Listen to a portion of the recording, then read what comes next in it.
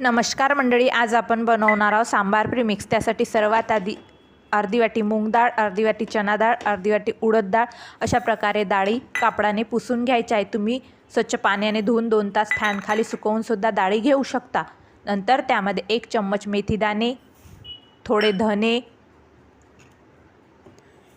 1 चम्मच काळी मोहरी, जिरे, थोडी काळी मिरची, नंतर खाडे मसाले आणि लाल मिरची अशा प्रकारे मसाले आणि डाळी व्यवस्थित भाजून घ्यायच्या। थोड्याच भाजायच्या आहे, जास्त भाजायचे नाही आहे। नंतर ताटात काढून घ्यायच्या आणि पूर्णपणे थंड होऊ द्यायच्या। थोडा कढीपत्ता पण गरम करून घ्यायचा। नंतर डाळी मिक्सरमधनं काढून घ्यायच्या। अशा प्रकारे मिक्सरच्या भांड्यामधून काढून घ्यायच्या।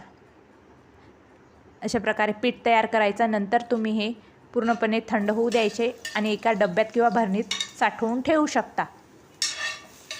चला तर आपण सांबार बनवूया। अशा प्रकारे 2 चम्मच सांबार प्रीमिक्स टाकून अशा प्रकारे सांबार तुम्ही बनवू शकता। थोडी यामध्ये चिंच पण घालू शकता। नंतर अशा प्रकारे मी इडली तयार करून घेतलेली आहे। कापडावरच मी इडली तयार करून घेतली।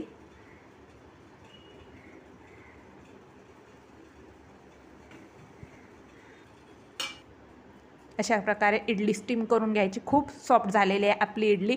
नंतर आपण अशा प्रकारे इडली सांबार खाऊ शकतो। खूप चविष्ट, खूप टेस्टी लागते। तुम्ही एक वेळा याप्रमाणे नक्की ट्राय करा आणि आपली रेसिपी आवडली असेल तर शुभांगी रेसिपीला सबस्क्राईब करा।